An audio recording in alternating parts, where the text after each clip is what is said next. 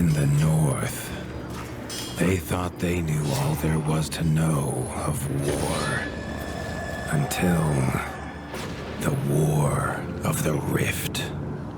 While the Southern King hid, warm in his keep, the Darkwings cut their bloody trail from frozen north to winter's edge. Alone, the Warden and his small garrison turned their whiskers to the icy wind. At the end of hope, in a last barrage, they wiped Batkind from the land and memory.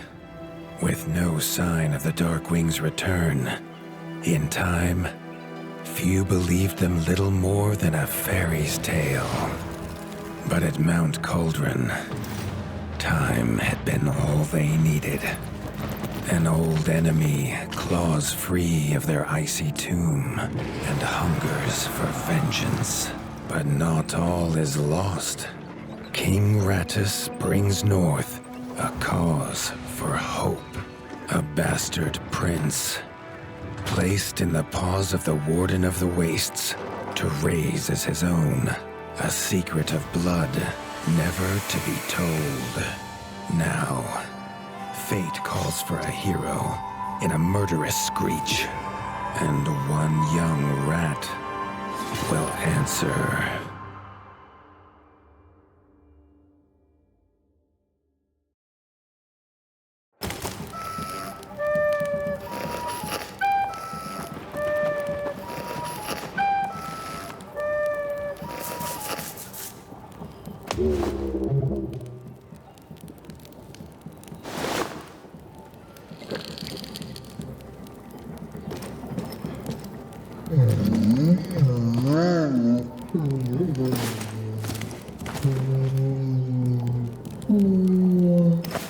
The stomp of his father's boots on the stair was how every morning began for Arlo.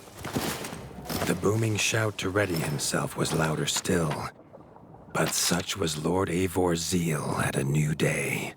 Dawn was breaking over winter's edge, and Arlo was yet to miss one.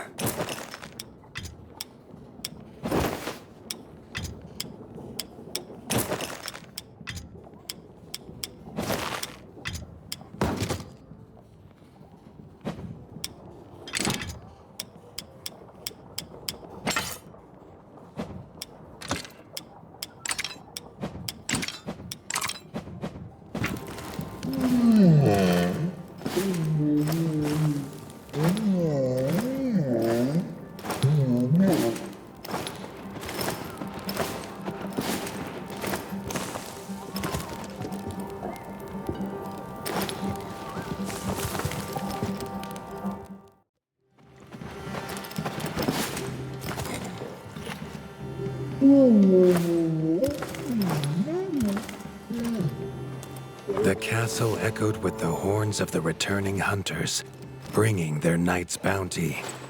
Arlo's little heart quickened to hear it. The only thrill to be found inside the high walls was a hunter's tales of what lay beyond them.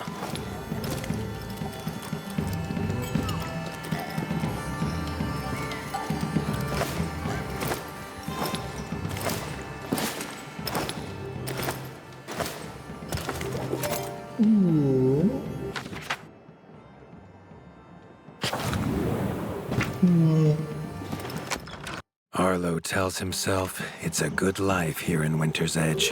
The bustling of contented rat folk, the crisp mountain air, and without the endless scourge of frogs the southerners suffer. Why should he want for more?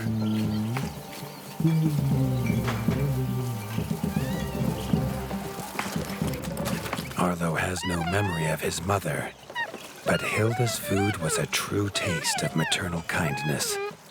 With the right ingredients, she would make meals nourishing to body and soul. There was no time for tales of the hunt today. Lord Eivor was already dividing what was an excellent haul, happy to see his people provided for. Arlo longed only to join the hunt, to see the ratdom or even the lands beyond. His father called it a fool's wish, Arlo's destiny was unshakable, much like the keep that would become his by birthright.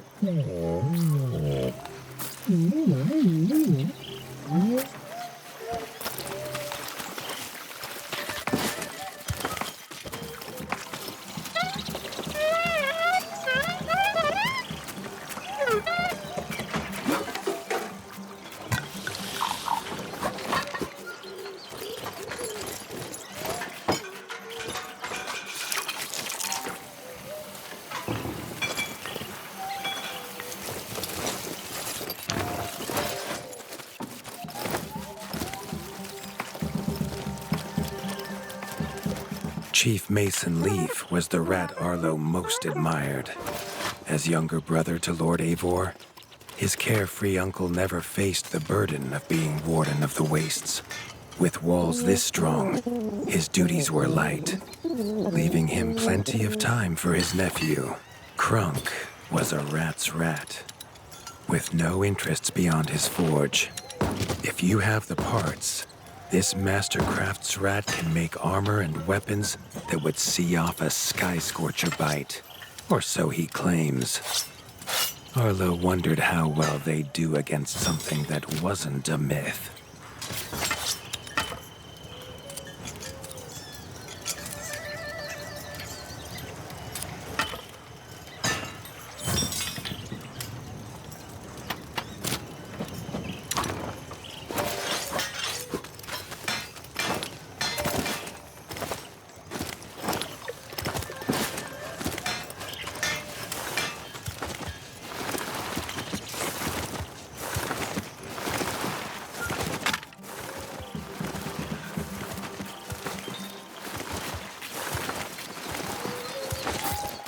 The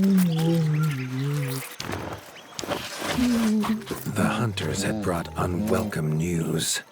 A family of the reviled creatures ratfolk called backstabbers had moved into the wastes.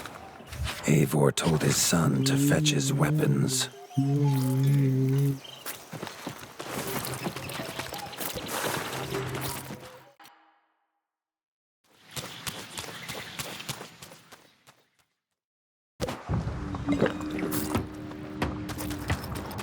His father had no explanation for suddenly taking Arlo on a hunt.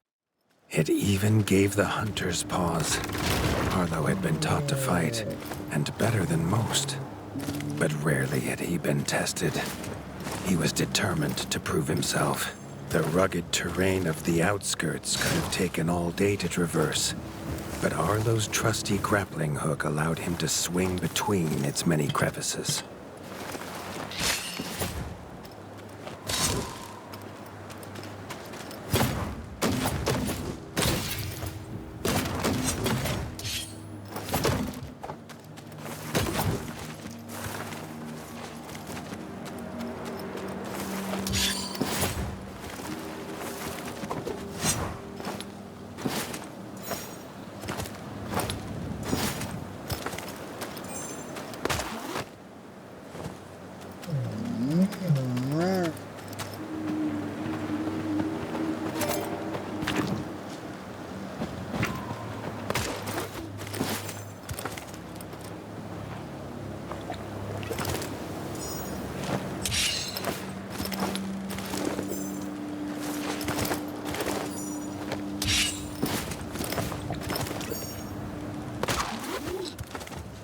Arlo liked the feel of a sharp axe cutting through the vines. The wilds were part of his home, and nothing in them would frighten him. The famous frostberry bushes of the wastes were in full fruit already. Their juice made a healthy tonic, though Lord Eivor preferred them fermented. His father was a sturdy rat, built for strength, not speed. So Arlo found it curious that he challenged him to a race. The prospect of the hunt had filled Lord Eivor with a vigor that his son had not seen in years, or at least since breakfast.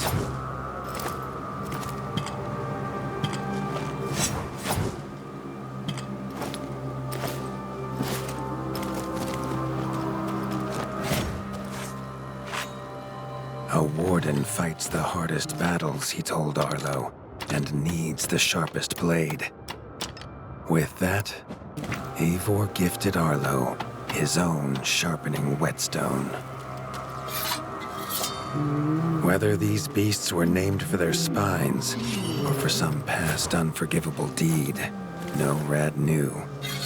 Either way, Arlo was about to find himself at the pointy ends of this brood. Even young backstabber Red attacks were brutal, but a well-timed dodge would see Arlo escape unscathed.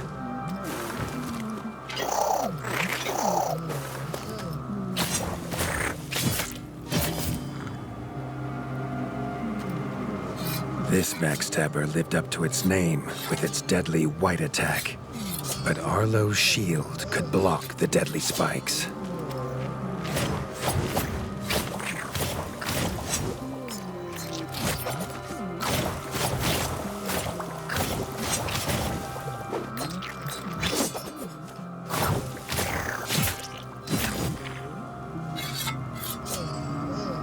This young one used vicious yellow attacks.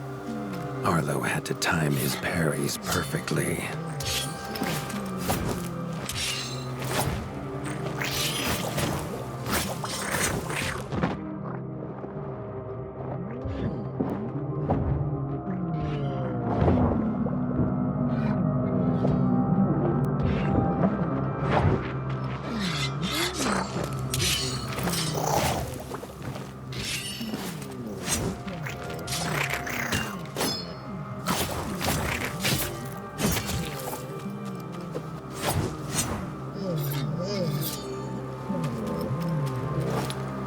This mother had left her young to fight alone, but the same could not be said of Lord Eivor as he leapt to his son's side.